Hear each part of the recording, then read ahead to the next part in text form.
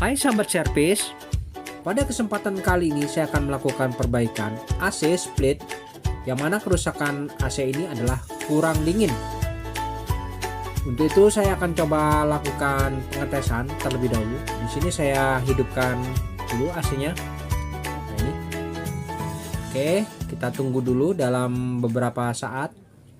Menurut keterangan AC ini kurang dingin sehingga ruangan ini terasa kurang nyaman.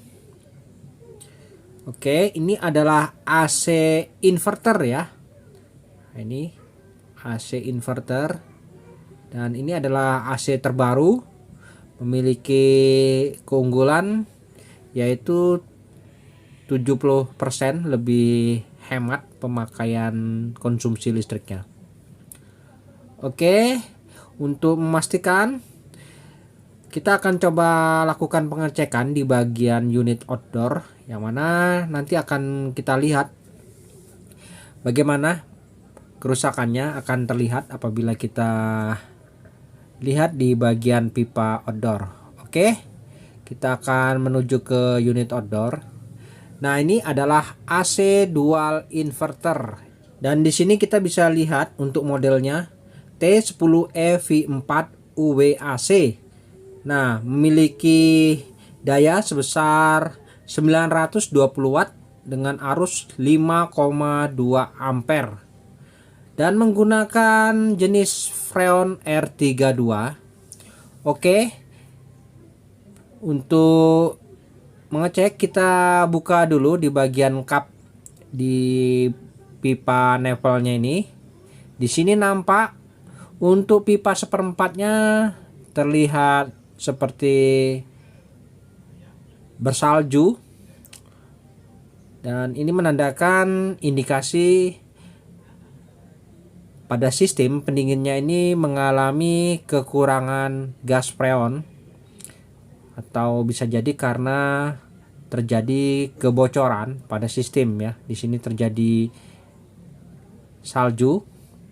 Oke, namun di sini memang terasa dingin ya untuk pipa-pipanya. Baik, kita sudah bisa dapat kesimpulan bahwa di sini kita akan coba lakukan pengecekan bagian-bagian instalasinya nih, bagian nempelnya apakah memang ada kebocoran.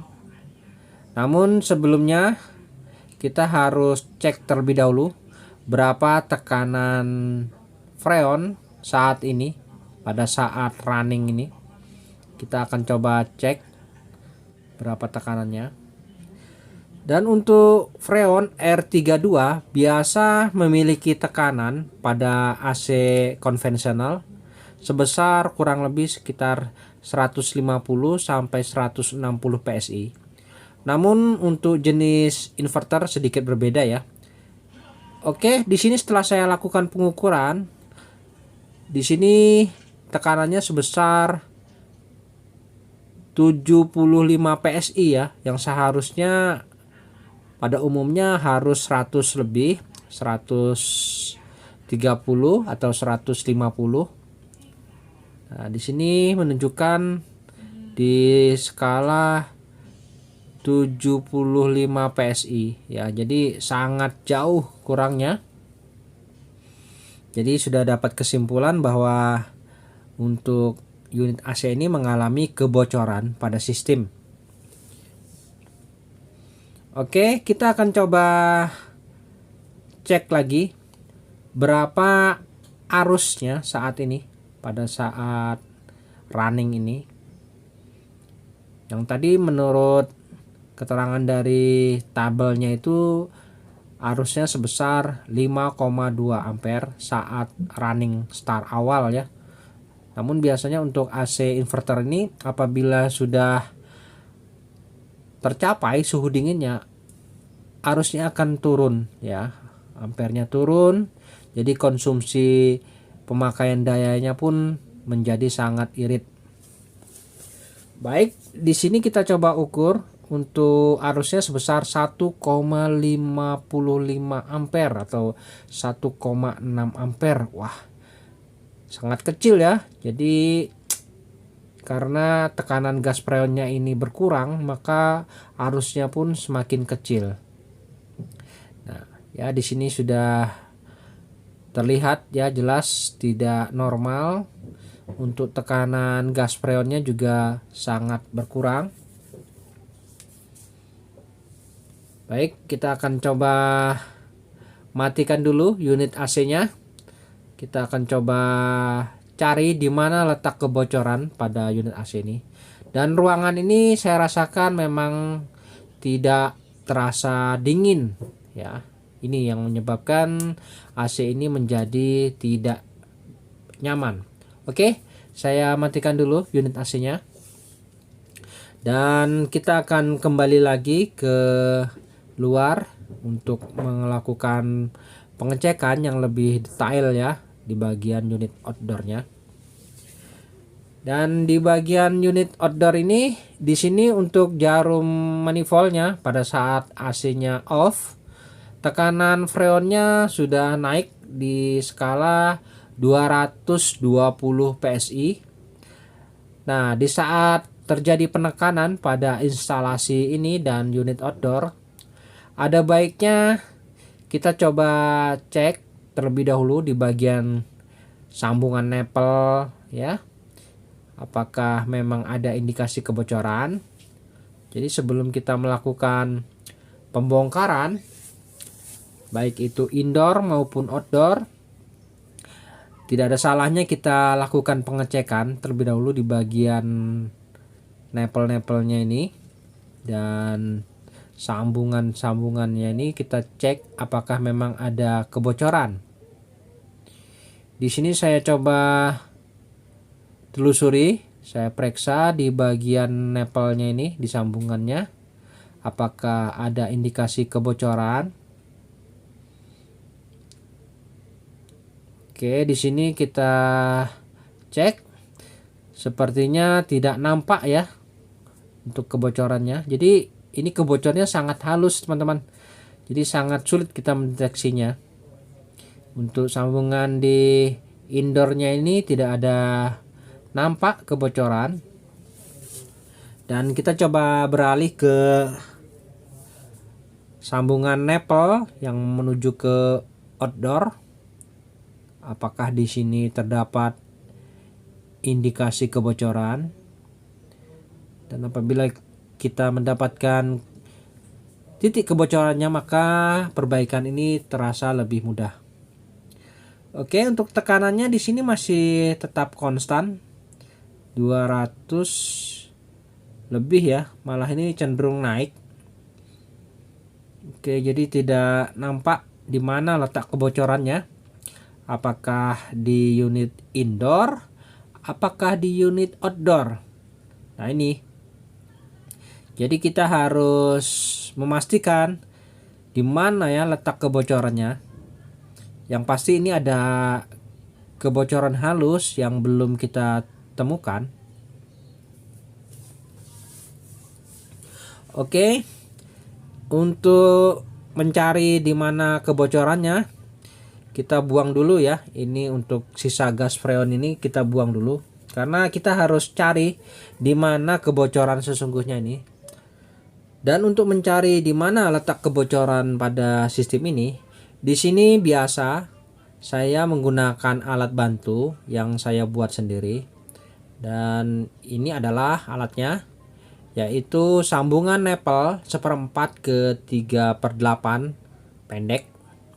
Nah ini gunanya adalah untuk membantu saya dalam melakukan pencarian kebocoran pada sistem.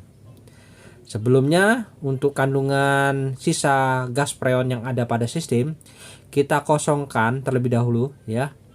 Jadi tidak perlu disimpan, karena kita harus detail mencari di mana letak kebocorannya. Oke, untuk adaptor nepel untuk pengisiannya ini di sini kita lepas dulu, karena di dalam pentil pengisian ini terdapat spuyer pentil pengisian itu alangkah baiknya kita lepas. Nah ini ya, saya menggunakan adapter nepel untuk R410 dan R32. Nah di pentil pengisian pada keran nepelnya ini kita keluarkan dulu. Ya, ini spuyernya nih kita keluarkan dulu agar nanti pada saat kita memberikan dorongan pada unit outdoor beserta instalasinya ini tidak terhambat. Nah ini spuyernya ya, ini alangkah baiknya kita keluarkan dulu untuk melakukan proses penekanan menggunakan sambungan nepel tadi yang kita buat sendiri. Oke, cara melakukan pengecekan kebocoran kita harus lakukan secara bersamaan, yaitu pada bagian unit indoor maupun outdoor kita lakukan penekanan bersama-sama. Yang pertama di sini untuk nut nepel 3/8 ini kita lepas terlebih dahulu. Nah, ini kita lepas nutnya ini. Nah, ini nutnya ini yaitu jalur yang menuju ke unit indoor beserta instalasinya. Nah, ini ya. Jadi pipa 3/8 ini mengarah ke unit indoor, kemudian balik lagi ke outdoor. Dan untuk keran nepelnya yang 3/8 kita tutup dengan nut nepel 3/8 ini. Ya. Apabila teman-teman tidak memiliki ini bisa membuat dengan seperti ini ya. Kita bisa buat saja dan ujung pipanya bisa dilas permanen saja. Oke, kita pasang dulu tutup nutnya ini di nepel 3/8. Oke, kita coba kencangkan. Nah, secara tidak langsung apabila kita berikan tekanan maka tidak tembus ya, karena tertutup sudah. Oke, selanjutnya di sini kita akan coba bagi dua, yang mana di sini adalah jalur outdoor ya. Apabila kita dorong, dan di sini adalah jalur indoor. Jadi terbagi dua. Dan untuk membagi dua kita tutup keran nepel 1/4-nya ini. Jadi untuk jalur outdoor beserta instalasinya sendiri, kemudian jalur indoor beserta instalasinya sendiri. Oke, dengan cara kita tutup ya keran nepel 1/4. Dan di sini kita gunakan sambungan nepel 1/4 ke 3/8. Nah, yang 3/8 kita pasangkan, jadi ujungnya ini jadi 1/4. Nah, ini jadi 1/4. Oke, jadi kita memiliki dua ujung yang 1/4 ini untuk memberikan tekanan. Nah, ini ya, ini ujung indoor ya, kemudian di ini adalah ujung outdoor.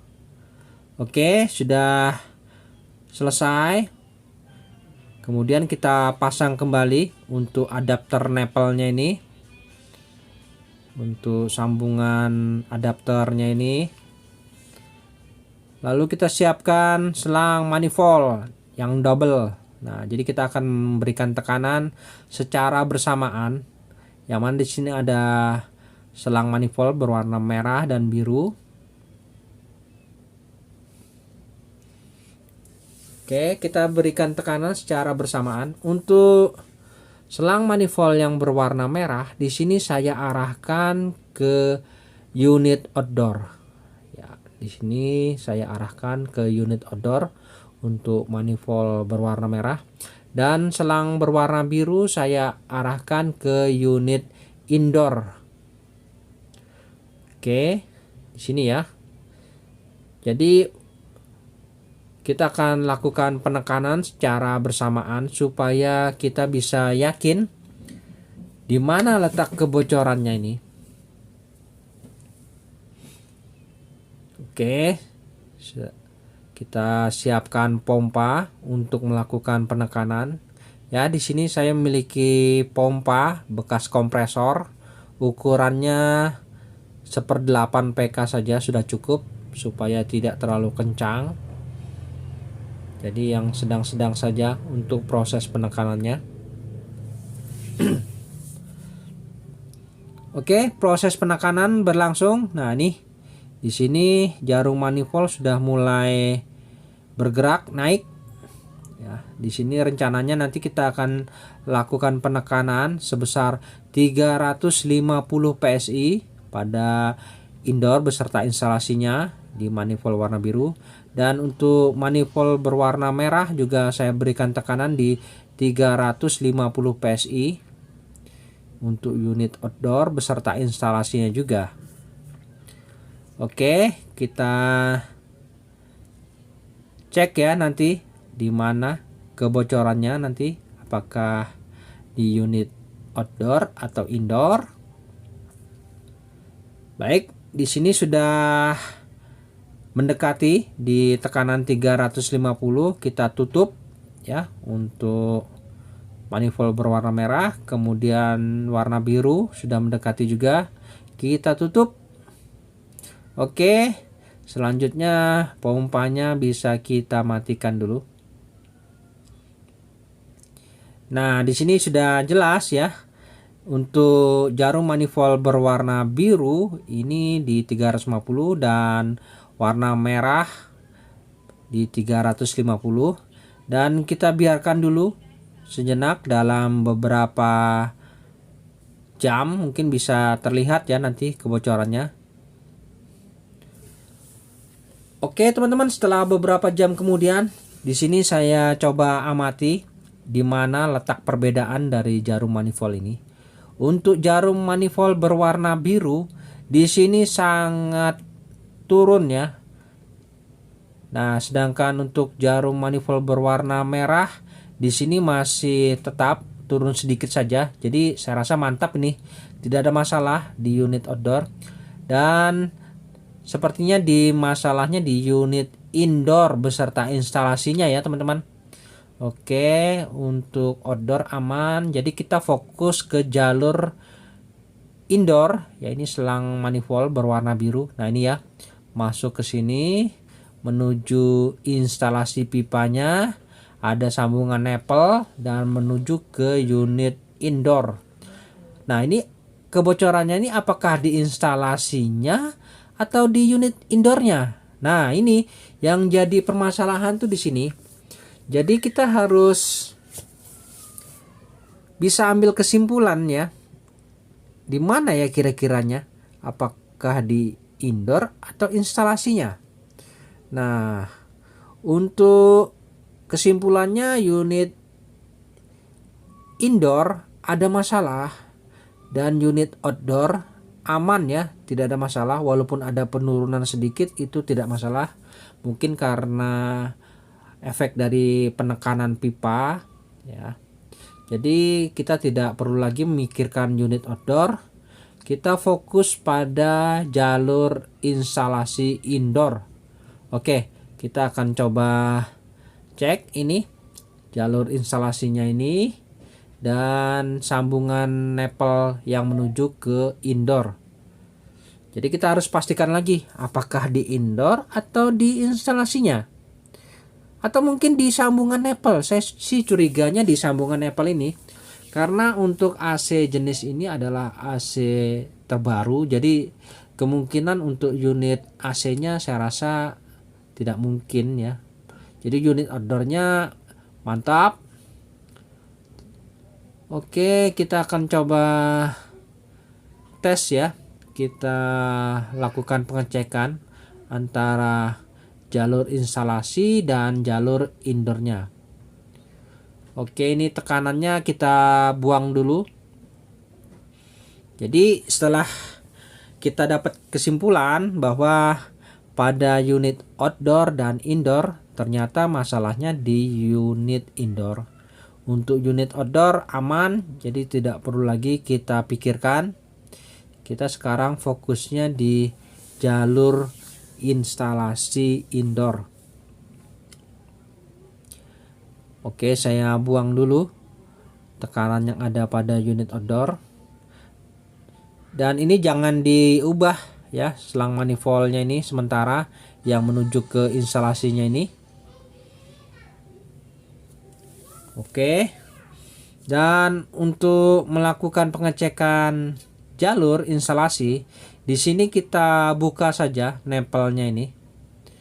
Sambungan nepel 1/4 dan 3/8-nya ini kita buka saja. Di sini kita akan coba pisahkan antara jalur instalasi dan jalur menuju ke unit indoor.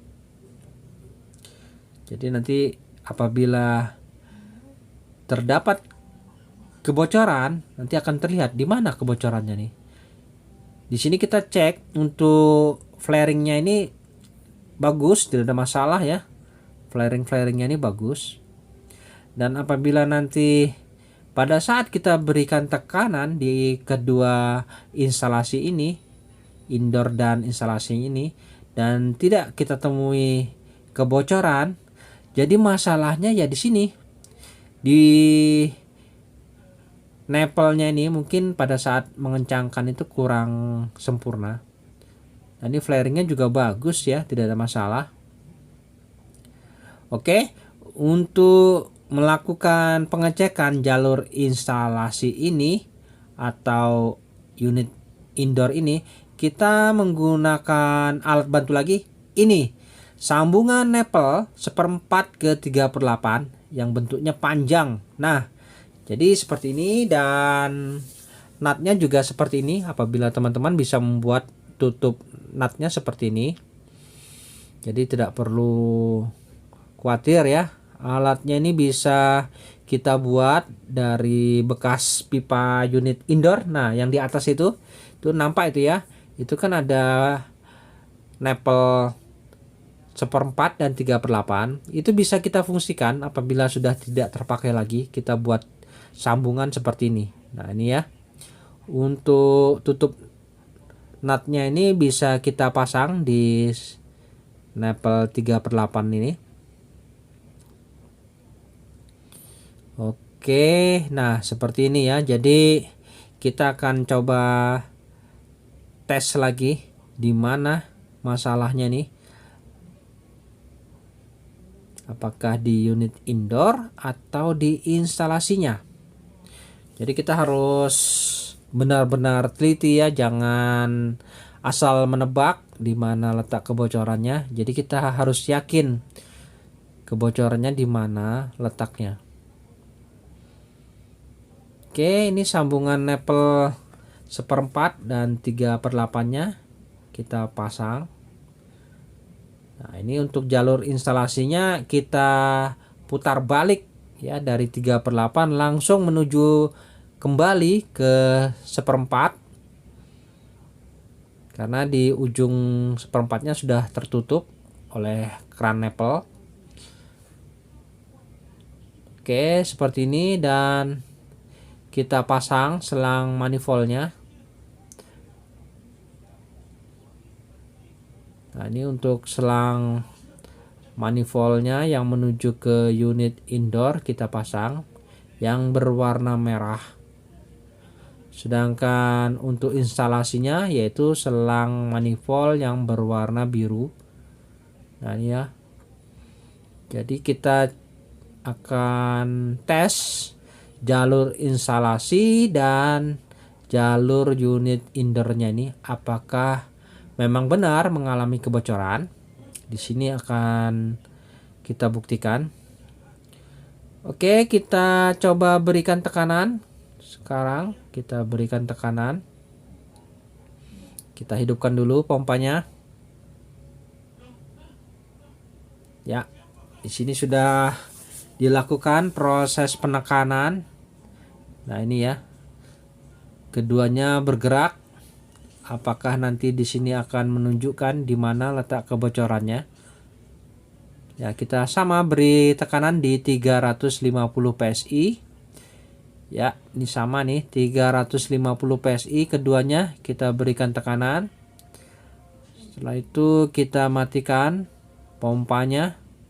dan biarkan saja dalam beberapa menit ya, apakah terjadi penurunan ya. Karena ini jalurnya pendek, yang pasti ini sangat cepat apabila ada kebocoran kecil sedikit pun, karena jalur instalasinya kan pendek, sedangkan jalur indoornya pun juga pendek. Jadi apabila ada kebocoran halus pun, di sini jarum manifold akan nampak jelas ya. Namun di samping itu kita juga harus cek juga di nepel-nepel sambungannya ini, apakah memang ada kebocoran pada saat kita lakukan penyambungan beratnya ini. Pastikan ya tidak ada kebocoran di nepel-nepelnya ini. Jadi kita harus cek betul-betul ya, apakah kita saat mengencangkan ini tidak ada kebocoran. Nah, jadi kita benar-benar yakin ini. Namun untuk pada saat pengecekan awal tadi disimpulkan bahwa terjadi kebocoran di jalur instalasi menuju unit indoor. Nah, ini setelah kita pisahkan antara instalasi dan unit indoor, apakah ada kebocoran ya? Di sini jalurnya sangat pendek, jadi saya rasa sangat gampang mencarinya. Oke, kita cek juga di sini di sambungan nepelnya ini. Nah, ini kita cek semua di sambungan-sambungan apakah ada kebocoran halus. Sampai sekarang tidak nampak ya sedikit pun ada kebocoran. Namun nanti yang menentukan adalah jarum manifoldnya ini, apakah jarum manifoldnya ini turun atau tetap stabil konstan ya.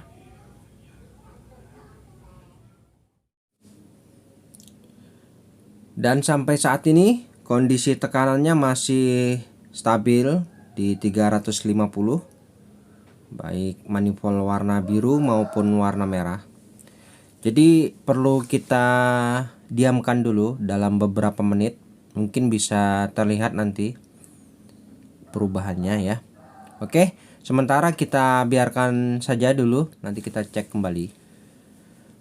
Baik, di sini setelah kita biarkan dalam beberapa menit, kita bisa cek kembali ya kondisinya bagaimana, apakah ada penurunan.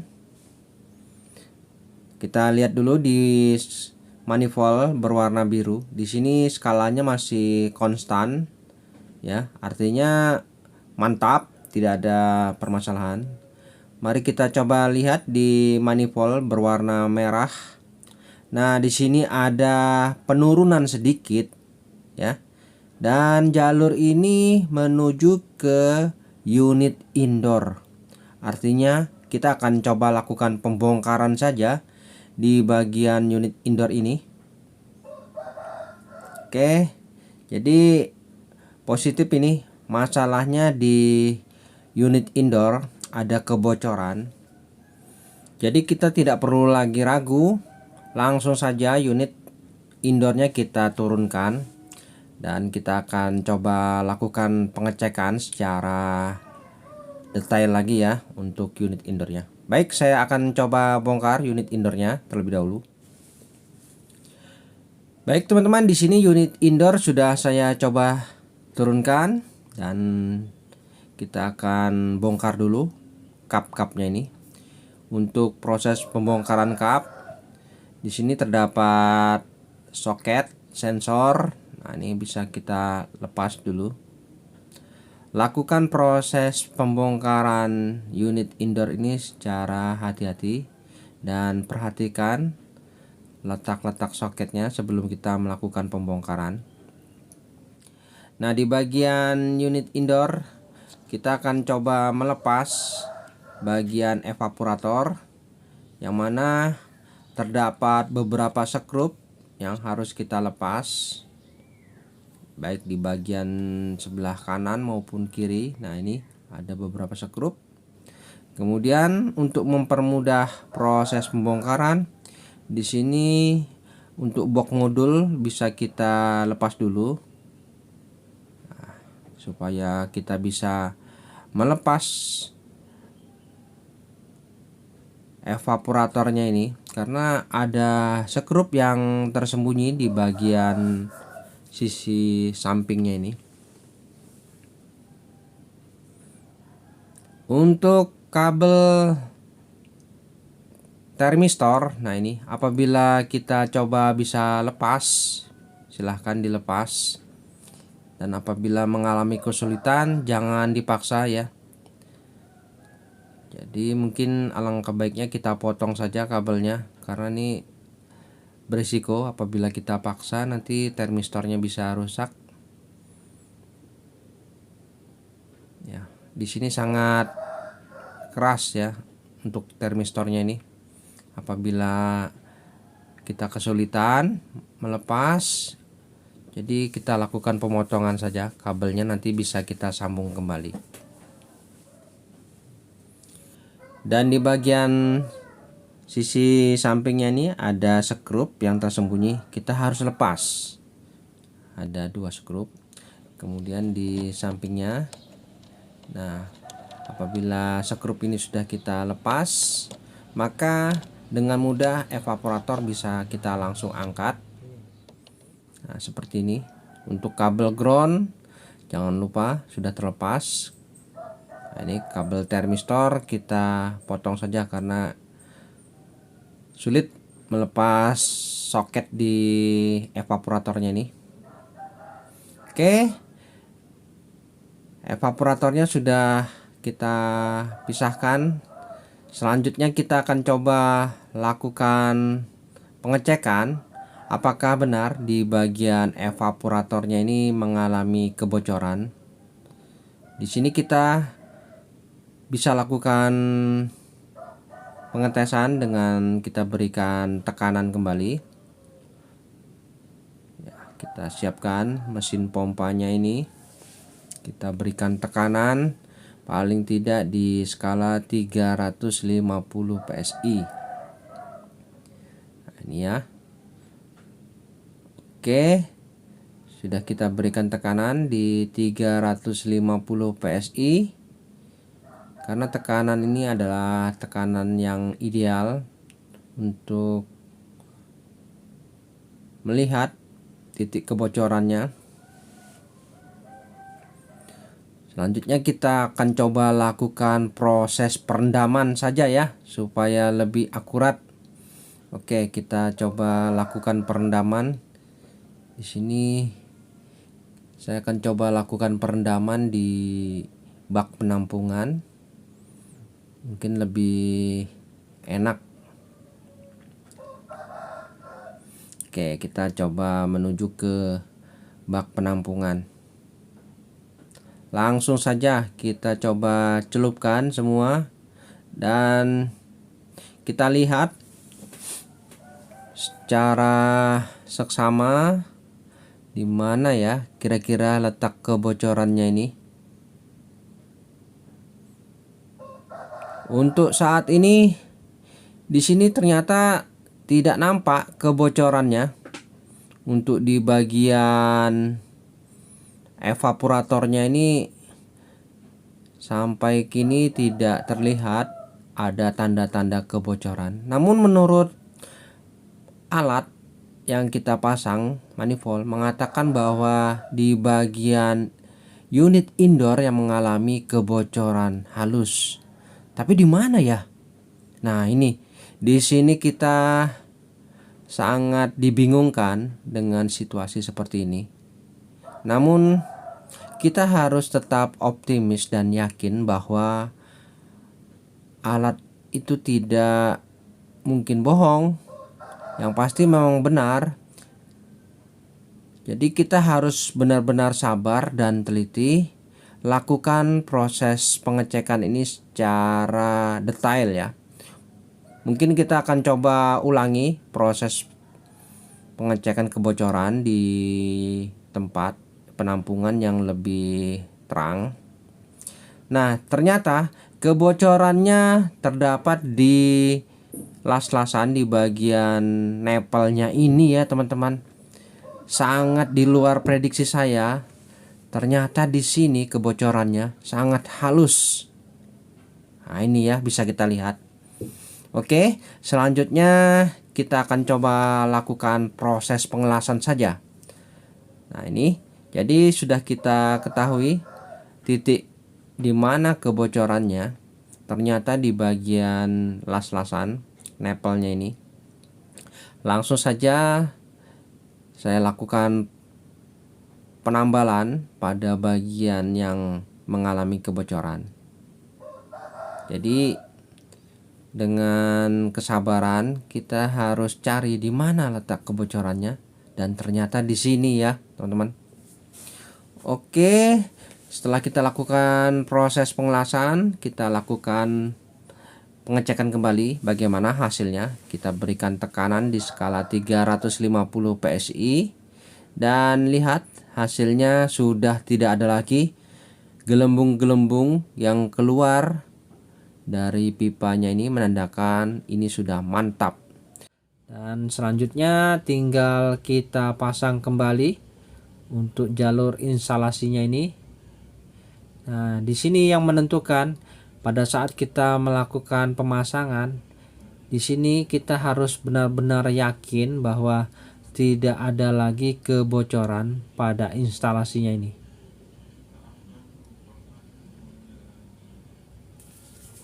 Oke, ya saya pasang dulu untuk jalur instalasinya ini ya. Oke, seperti ini. Saya rasa sudah cukup kuat ini sudah dan rapat, dan sudah saya lakukan pengaman, yaitu saya berikan sel tip, dan saya merasa yakin sudah tidak ada lagi kebocoran pada instalasinya.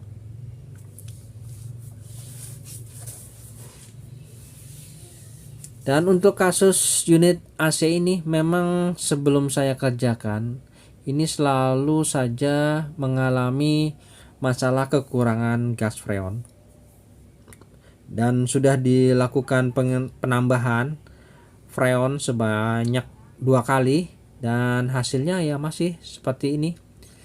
Dan kebetulan pas saya dipercaya dan saya lakukan pengecekan secara detail, dan kesimpulan saya bahwa masalahnya yaitu terjadi kebocoran di jalur instalasinya.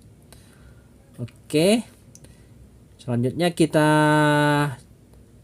pasang kembali untuk spuyer pada pentil pengisian pada drat nepelnya ini. Kita pasang kembali, dan kita pasang lagi adapternya ini. Oke, sudah terpasang semua. Saatnya kita melakukan proses pemvakuman. Nah, ini kita siapkan lagi mesin vakum, dan kita akan melakukan proses pengisian freon.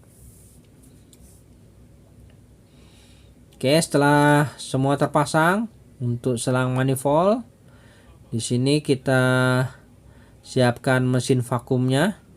Nah, ini adalah proses pemvakuman. Jadi sebelum melakukan proses pengisian freon, ini wajib harus kita vakum terlebih dahulu untuk mengosongkan kandungan udara yang ada pada sistem. Jadi benar-benar vakum ya. Nah, di sini pastikan proses pemvakuman berjalan lancar. Yang mana jangan lupa untuk keran manifoldnya ini kita buka, jadi proses pemvakuman berlangsung. Dan proses pemvakuman ini kita lakukan kurang lebih sekitar 30 menit. Baik teman-teman, setelah 30 menit kita melakukan proses pemvakuman. Di sini sudah menunjukkan di skala minus 30 PSI. Jadi proses pemvakuman sudah selesai. Cukup 30 menit ya.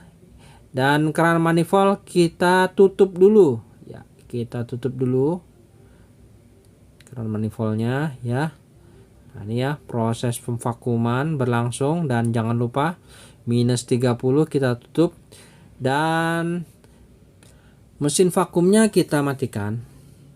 Jadi setelah kita matikan mesin vakumnya ini, di sini selang manifoldnya kita lepas dan beralih kita arahkan ke tabung freon. Nah, di sini saya menggunakan freon R32. Nah, ini ya. Jadi isinya nih R32. Saya beli kiloan saja. Jadi saya beli secukupnya, dan pastikan di sini gas freonnya ada ya. Oke. Selanjutnya kita pasang selang manifold menuju ke freon. Kemudian kita buka keran freonnya ini. Ini tidak langsung freon akan menekan menuju ke selang manifold, dan jangan lupa kita buang ya udara yang terjebak di selang manifold. Oke, jangan lupa kita buang ya udara yang terjebak di selang manifold. Setelah itu baru kita boleh melakukan proses pengisian freon. Nah, ini saya coba lakukan pengisian freon pada sistem. Nah, ini kondisinya unit mati ya. Unitnya mati. Kita coba isi. Di sini kita coba isi dulu kurang lebih sekitar 100 PSI. Nah, ini ya sudah masuk di skala 100 PSI. Kondisi mesin kompresornya nih lagi mati, dan kita hidupkan dulu. Setelah itu kita hidupkan unitnya dan kita masuk ke kamar. Nah, kita akan coba hidupkan dulu unit AC-nya ini sebelum melakukan proses pengisian freon kembali. Nah, ini kita coba hidupkan. Dan setelah kita hidupkan, di sini jarum manifold akan bergerak turun. Dan kita akan coba ukur berapa arusnya ini pada saat running start awal tanpa beban. Di sini arusnya sebesar 1,6 ampere. Ya. Oke. 1,6 ampere ya. Dan selanjutnya kita bisa lakukan proses pengisian freon secara perlahan ya. Kita lakukan penambahan freonnya ini secara perlahan-lahan. Dan setelah kita lakukan pengisian freon di tekanan 120 PSI. Nah, ini ya tekanannya di 120 PSI. Di sini kita lihat arusnya sebesar 4,4 ampere. Dan untuk pipa 3/8-nya sudah terlihat basah. Untuk tetesan air pada unit indoor di sini cukup deras ya, sudah menandakan ruangan ini sudah dingin. Sudah dingin ya. Dan ternyata AC dual inverter ini sangat cepat ya proses pendinginannya, karena dia menggunakan dua pendorong, yaitu dual inverter ini, dua tenaga ya teman-teman. Nah, ini tekanannya sebesar 120 PSI ternyata ya. Beda dengan AC konvensional. Dan arusnya di sini 4,2 di saat running awal. Nanti apabila sudah dingin, ini arusnya akan turun ya. Pipa 3/8-nya juga terasa sangat dingin ya. Tetesan airnya sangat deras. Nah, kencang ini. Yang pasti ruangan ini sangat dingin ya teman-teman. Mantap. Baik, kita akan coba lihat lagi untuk tekanan freonnya ya. Di sini ternyata tekanannya hanya di 120 PSI. Selanjutnya kita lepas saja selang manifold yang menuju ke ventil pengisian. Kita lepas saja. Oke, setelah terlepas kita tutup semua nempel-nempelnya ini dan kita rapikan ya. Untuk penutup-penutupnya semua, lihat ya. Kencang sekali ya tetesan airnya ini. Seperti AC 2 PK ya, padahal ini AC 1 PK. Baik, kita coba cek untuk suhu di ruangan ini. Wah, pada saat saya masuk sangat terasa dinginnya ya. Memang AC inverter ini memang wah, mantap ya. Oke, di sini saya amati untuk suhu ruangannya sangat mantap. Baik teman-teman, sampai di sini dulu perjumpaan video saya dan kita akan ketemu lagi pada video-video saya selanjutnya. Sampai jumpa.